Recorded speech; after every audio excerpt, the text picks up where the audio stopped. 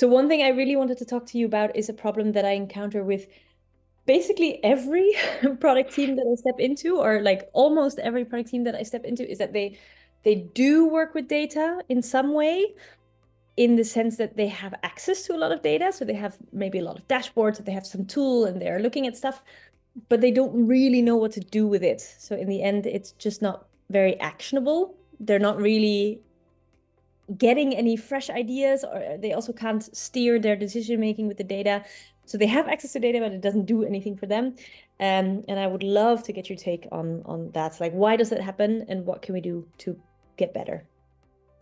It's interesting because we noticed that there's an effect. I think I'll share the graphic, but there's like Dunning-Kruger effect of where when someone outside, I don't know, any skill set picks it up first. So let's take product managers or product leaders who want to get into data. When first venture into it, there's this amazing increase of productivity, and you think like, oh, I'm so excited because I can see all the dashboards and all these different data sources. And I think that excitement is quickly followed by a dip because you realize, oh wait, I'm a little overwhelmed and it's quite complex and I really just wanted to solve one problem. So I think for us, the first precursor would always be to remember that the field and the science data is quite complicated, right? So it's not you, it is by design something that you need to think a little bit about, dive a little deeper technically. So if you walk in with that mindset, I think it's not as easy as just saying, okay, I'll look at it and I'll get it. So that's one, to just ideally shift your mindset to be like, okay, this is going to take a bit of time. It's a bit more complicated. I think that's one.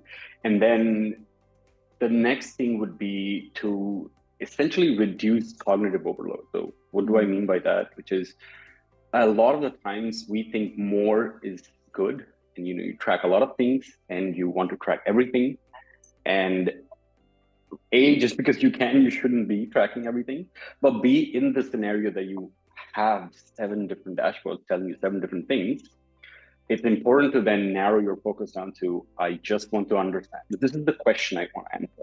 So while I can look at everything else, why not just focus my attention on this particular dashboard or this particular insight, right? So what that essentially means is reduce your scope of the data that you're looking at, because the more you look at, the more you'll be overwhelmed, the more you'll be like, wait, but this graph said we're doing okay, and then this graph said we're not doing so great, and so now I don't really know, right? So I think that what would you say? I mean, if you were presented with 7 to 8 different dashboards, what would you say you would do? Would you just filter them? Would you just try to take a bit of all of them? So this happens to me all the time, right? Like, this is like classic that I join an organization, like, okay, what kind of data do you use? Like, what do you base your product decisions on? And they throw over the fence like 8 dashboards, like this, and it's mainly just to stun me into submission, I think. But then, of course, I will actually look at these dashboards because that's just who I am, and I will find out that you probably can't be getting any actionable insights from these because they are partially broken or they don't add up, right? They present conflicting images, as you already said. So I'll go back to the product team and confront them with this, and then I'll get back. Yeah, we don't really use data. And what I do is exactly as you do. I kind of go back to the basics. And so I start almost from square one, and I say, we're measuring a bunch of things, or we are able to look at a bunch of things, but are these things actually relevant for us? What is it that we primarily want to look at? So let's pick one product metric that we want to focus on, and you can maybe have a few metrics attached. I'll allow it, right? But maybe 1 to 5 metrics that we're going to be looking at, and why are these important to us? And I think one of the key things that really blew my mind was this distinction that I got from Teresa Torres, the distinction between business metrics, which are lagging indicators, and product metrics, which are leading indicators. Because I spent a large chunk of my career staring at lagging indicators. So I was staring at revenue or user growth or churn, right, or retention, and thinking, oh, great, revenue went up. Or, okay, retention, we have like a retention drop after 45 days. and then going, but right, like not understanding what that means for me, right? More like reactively trying to figure out why it happened, especially with revenue fluctuations. You're always trying to figure out why, but it's not inspiring an action, really, right? You're just like explaining. And I really like this distinction with product metrics, that a product metric is something you measure in the product, right? Which is behavior that you like, a change in behavior or sentiment that your customer displays that shows they are getting value. Right? So it's really customer behavior that is indicative of something that is important, that is likely to drive that lagging indicator. And this totally helped me because now I'm focused much more on like one primary product goal, or maybe three as a leader when I have multiple teams. Right. And it's much more actionable, right? Because, for example, instead of looking at revenue, you look at, okay, how many users are getting to AHA, right? As we have defined it, or how many are showing certain activity rates. And then if a lot of people aren't, I can really dive into that question and be like, okay, now I have an action, right? I see like only 10% are getting to AHA. Industry benchmark is that 20 should get to AHA, so I have a problem. Now I can deep dive into this specific question rather than looking at these business metrics.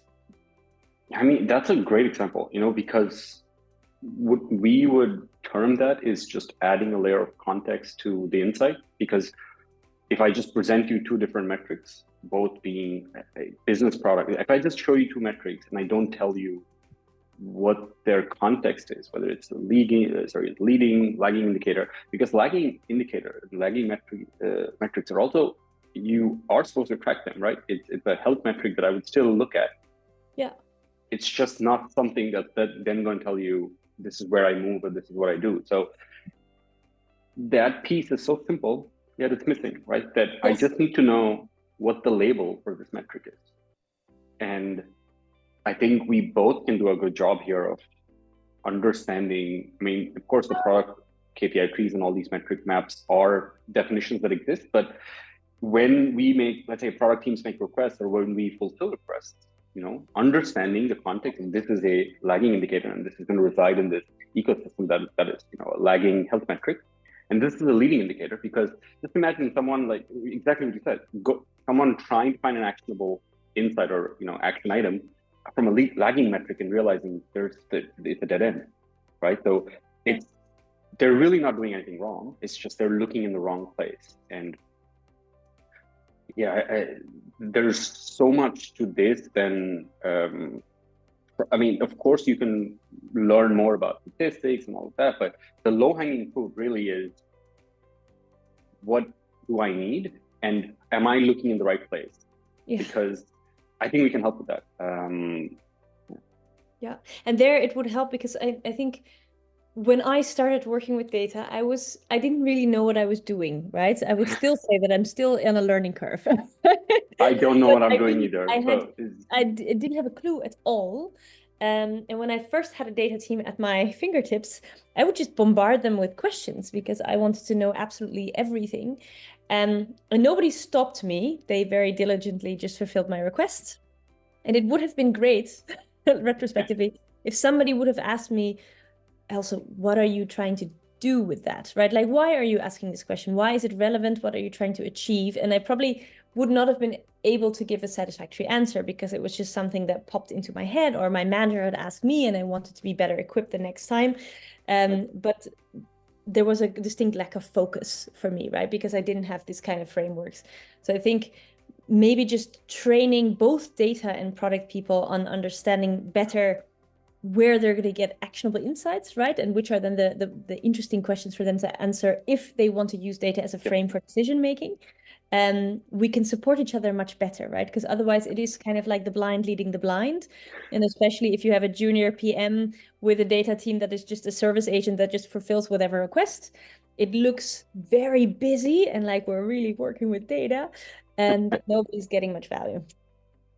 It comes back to I think we discussed this in the last episode, but the concept of product trios just for me makes so much more sense here, because in the scenario you just described, I asked for certain things for the data team and the data team just gives it to me. And of course they do, they want to contribute and they would not be I mean, the problem there is that they're just delivering stuff without really being aware of where it's going.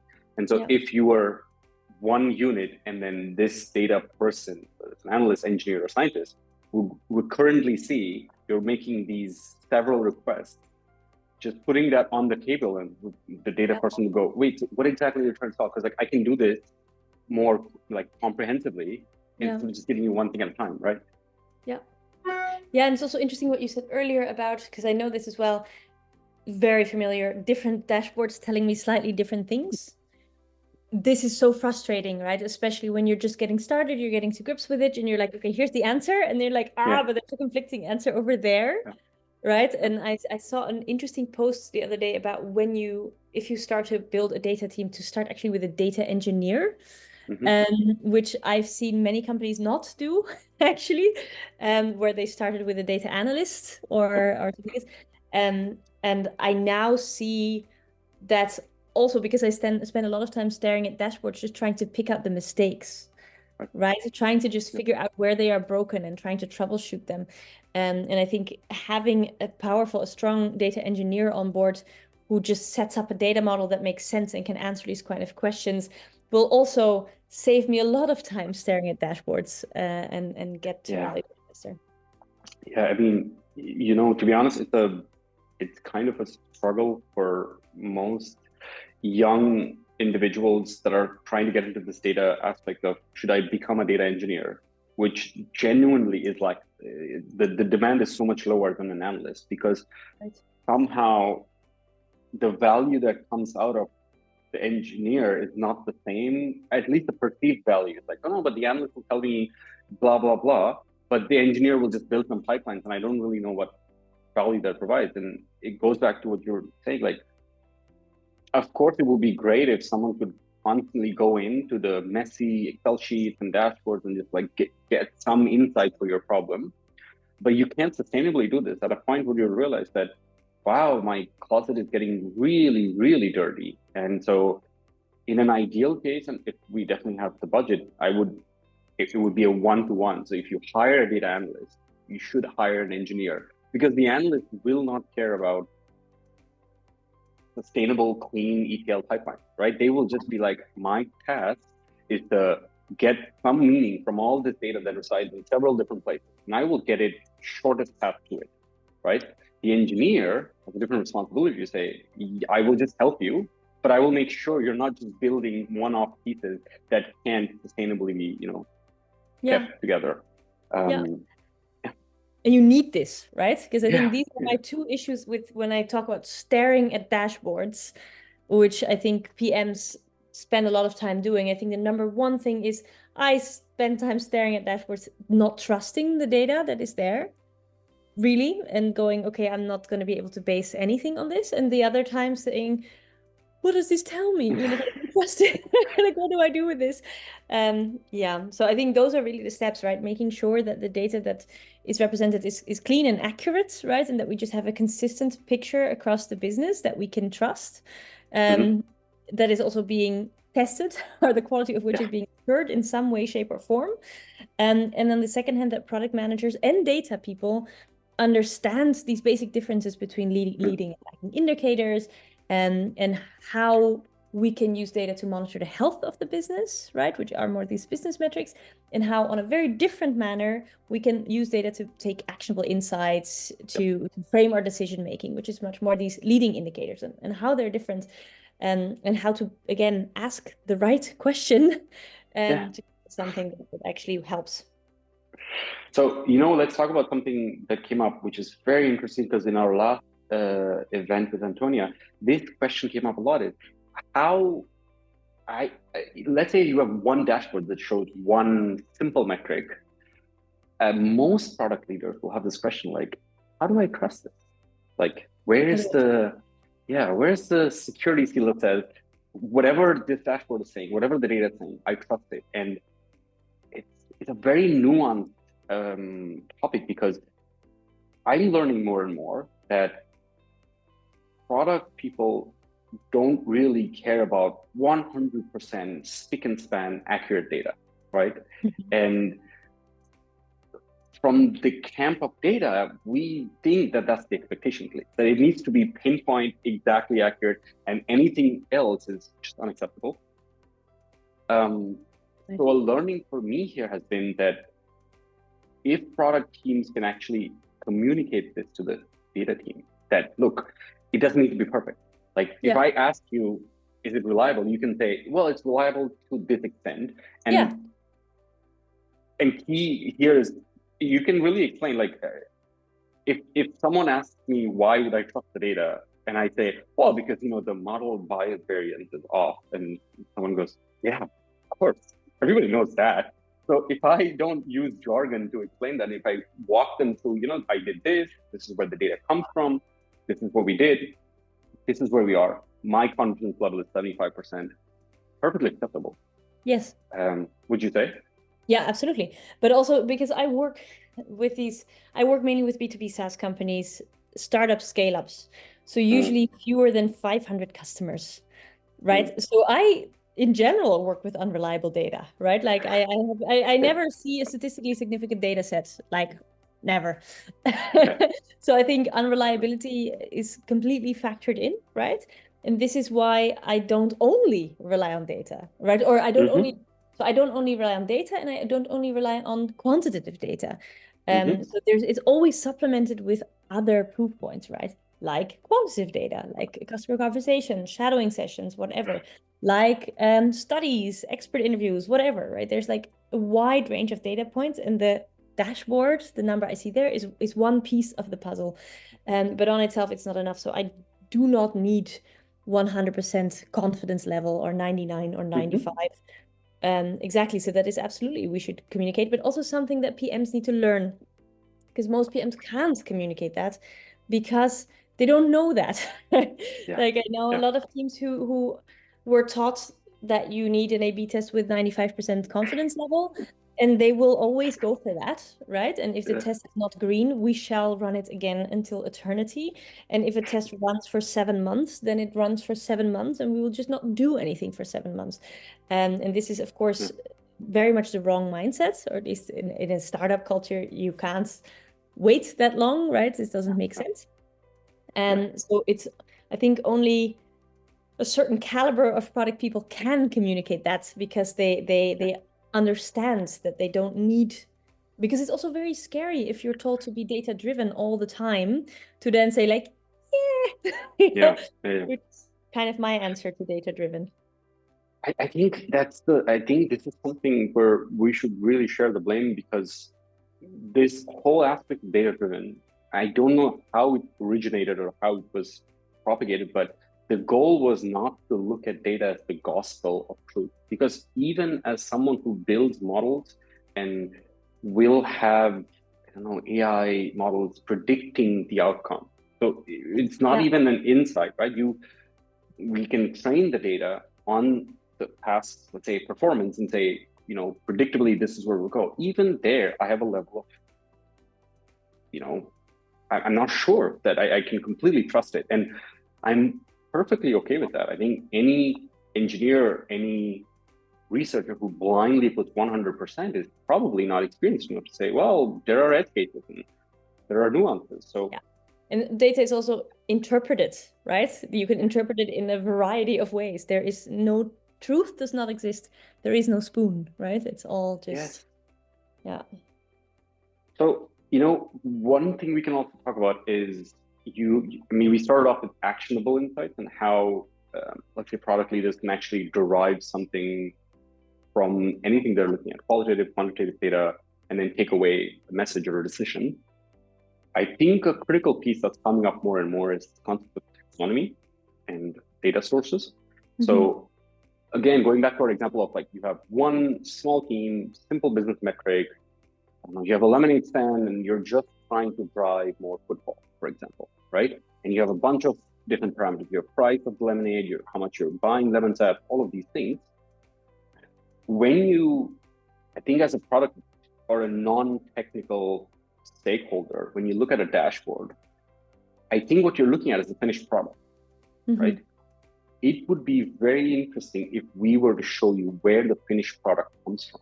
So, right? So And it's a very boring discussion. It's not trending at all to write a data taxonomy for No, your but we need this. I need a right. dictionary, right? Like especially where we work with like with larger teams with multiple dashboards and Right. the things are not implemented consistently, which is also quite common, right? But we need a dictionary. I need to understand what the things mean and how they correlate to each other, right? This is absolutely must have. And I love to be explained in human terms and natural language how we got to this output, right? So involve me, pretend that I'm a customer and involve me into the product creation process, right? Like let's co-create this bastard.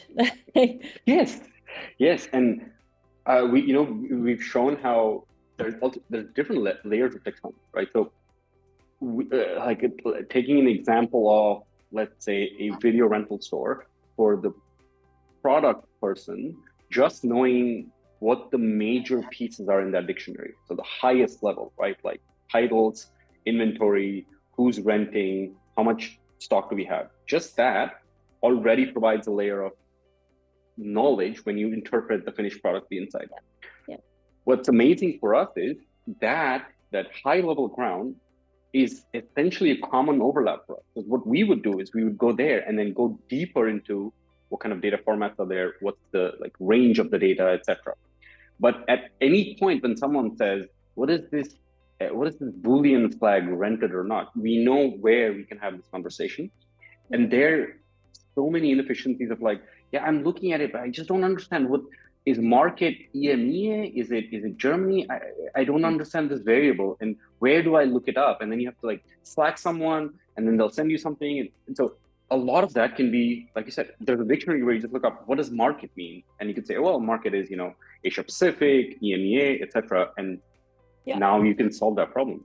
Yeah. But here you need centralized teams, centralized processes, experienced people who are doing this work, right? And this is what is so often sorely lacking. It's kind of implemented hodgepodge by maybe slightly too junior people who are just kind of ta-ta-ta. We have all kinds of developers who are implementing events as they go along, right? As part of their tickets, which is great because we want to bring event tracking into the development process, but also means that anyone just goes, I guess I'll call it this, blah, blah, blah. And in the end, it's a complete mess, right? Because there's no centralized piece, no centralized part who is organizing all of this. Nobody's really thinking about the data model. It's very much, as you said earlier, let's track everything. Oh, we have a new feature. Let's track everything. And there's just no strategy in it, right?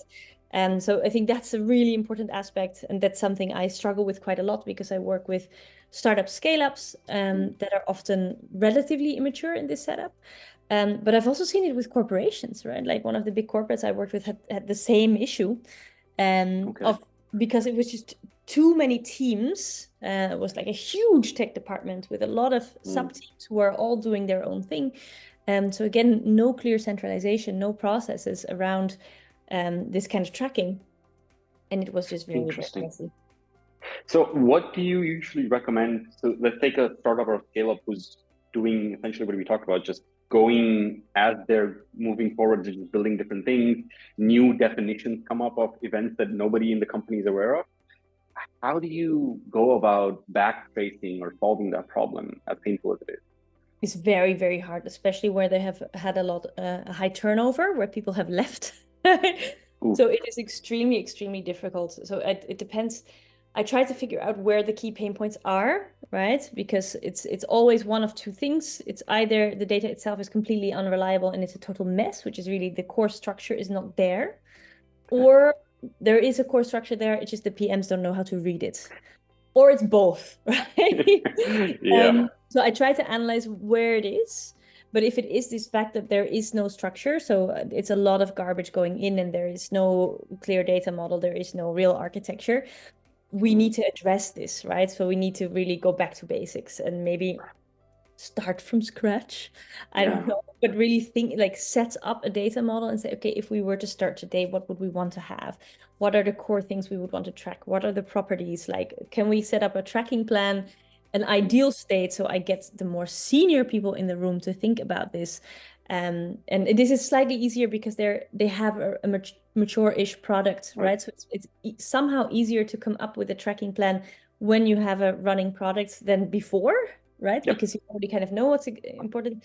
So you can kind of go back, get the most senior people in the room, somebody from product, someone from tech, someone from data, to come up with what this should look like, and then potentially start from scratch. But that's a good point, because I think, a lot of times we lose resources and time in the sunken cost philosophy of, you mentioned turnover. So someone built something not so optimized, and then they left. Yeah. And we spend a lot of time trying to figure that out. Like, how can we fix it? I mean, it's already there. Why build a new thing? And the lesson that we take away every single time is it's just better to leave it aside. Yes. Do it from scratch, because and it ruins the culture, right? Because it blocks experimentation culture. It blocks growth mindset. It blocks learning. It's like, because really you'll have PMs that say like, yeah, I'm not going to look at the dashboard because the data is wrong. Right? And they're right. Like, so you really need to address this. Otherwise, you're going to have people looking at data that's incorrect, which makes no sense. Or you just completely make it impossible for them to adapt this kind of data-informed, at least, mindset we want to have. So yeah, clean up the mess, I think, would be step one in this case. Yeah, that's a good point. I mean, one of the things I've experienced that helped actually was, let's say in this, if we continue this narrative of we found something that was unoptimized and you created something from scratch. So even there, what will happen is, like I said, there will be senior members in the team that will be aware of how this is being built, but there are other team members, there are new people that will join, who will have the same problem. They're like, well, this is something I've never known. I think besides just documentation and writing down this is what it represents, something that's been very effective for me is walking, like when you present the inside of the dashboard, walk someone through how you created that, like show them how this was made, not the entire piece, but just the high checkpoints. Because if you walk someone through how you came at this, overwhelming dashboard that says you're doing poor or you're not doing so well, you're doing great, for that person, it's easier to follow, as opposed to here's a dashboard and it says we're doing well, and there's so many questions.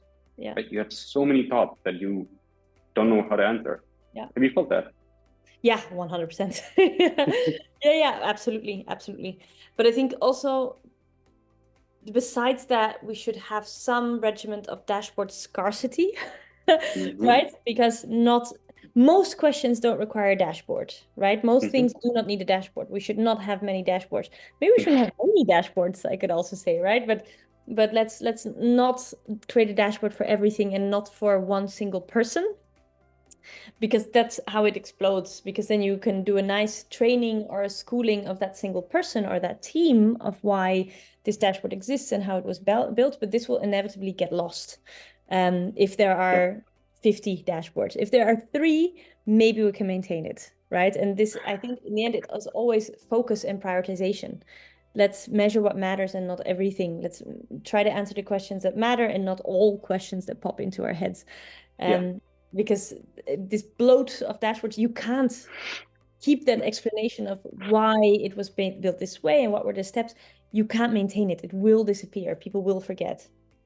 I mean, I love the fact that you use the word maintain, because this is essentially you can boil down all the problems of dashboard to that word maintain, because more often than not, the advent of a dashboard is very exciting.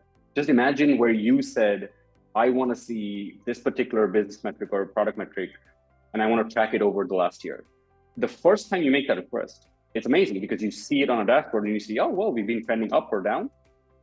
But after that, it's key to say, okay, I'm going to use this as an instrument to both maintain and track and then use in my decision. But more often than not, you see it one time, you make a decision and it's gone. Forever.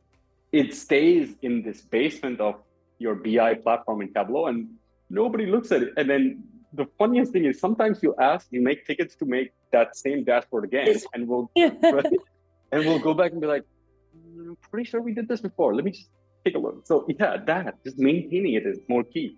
Yeah, but we can maintain it if we have scarcity in the first place. right? I think it always comes back to focus and prioritization. Because it's so easy to keep getting busy and create a lot more, right? But we have to just focus and pick what are the most important things to measure and just look at those and not everything else. And maybe that also means that not everyone should be able to make a data request just like that. Right? Maybe there's self-serve access to the things that you need. And if you need something else, there should be some barriers to entry, because otherwise we have this crazy explosion. I've faced this myself, and I think the team I was working at did a really good job of. We were using Tableau to give you an example, and Tableau came in with this good the entry barrier of licensing. So you couldn't just give everybody a license to create a dashboard. Yeah. And we found that when there was this period where we said, oh, anybody who says they need access to Tableau just gets a license and we'll pay for it. And quickly, more than the cost of those licenses, what ended up happening was this proliferation of dashboards that everybody just wanted something. And you had so many redundancies because, like you said, that if I just get a tool and I just need it for my thing, I'll just do it for my thing and forget about it, right? So that's, again, it would be great if, and I think we could be the gatekeepers here where we say, look, you can have access to, these smaller insights. And honestly, if you don't need a dashboard, just ping me and I'll send you the screenshot of what you need. Yeah. But when we talk about dashboard, like even the simplest dashboard requires so much maintenance because you need to make sure that the data is flowing in, it's refreshing. You need to make sure the pipelines are not like processing incorrect information. There's so much that goes behind seeing a pretty picture that if we don't need, why should we A, like overwhelm product people, and B, that's resource allocation for data people that could be doing something else. So I'm heavily on the as low as possible dashboards or platforms. Yeah. Yeah. And I think we do need self-serve access to data, but that does not mean I need to be able to run my own dashboards every time, right? For me, that means self-serve access to data means that first we align on which metrics we want to be looking at in the first place as a department, as a team, or as a specific product team, right? Which are the leading and the handful of leading and lagging indicators that we want to look at, which are the funnel reports we need, agreed on, okay, make those available. And then if there are questions that pop up outside of that you need, then you need to maybe talk to your leader and explain why you need that, right? Like why you need to go outside of that. And then there's something we can do for that, of course, but there should be a gatekeeper for that. So I'm all for democratizing data, because it sounds a bit like we're saying we should not democratize data. I think we should, but just keep it in some reasonable scope, and also keep it within a scope that we agreed upon as a team, right? Like this is what we're going to be looking at. And if we need to go outside of that, then we should discuss that, right? Then that should be open, but not 1, 2, 3, let's whack out a dashboard on my own and create more clutter. In fact, I would say like a good advice for teams and like startups and scale could be to veer on the side of, we have this fascination with quantitative data, which is, oh yeah, just show me the analytics and the tracking. I would veer on the side of, if you really want to make more data accessible to non-technical stakeholders, veer on the side of qualitative data. So show all the customer reviews and all the, feature requests and all of the things that are qualitative. Because when you read something qualitative, what you do is you read it and you form a opinion in your mind, and you can then sort of work with it. With this objective data, you have to either take it or leave it. Like I either trust it or I don't. Like there's no middle ground where you're like, well, I understand it, but I don't, I'm not fully with it. And so there is just a matter of giving you access. It's just a matter of showing or seeing what the customers are saying about this feature, this A/B test, for example. Yeah. Then here's the subjective number, trust it or don't trust it, because that's a very difficult place to be. Yeah. Yeah, I mean, that's music to my ears. I love qualitative data. But I think also they have two very different purposes, right? Quantitative and qualitative data. Like with quantitative data, you'll always be stuck with the why, right? And that's where talking to customers comes in very handy.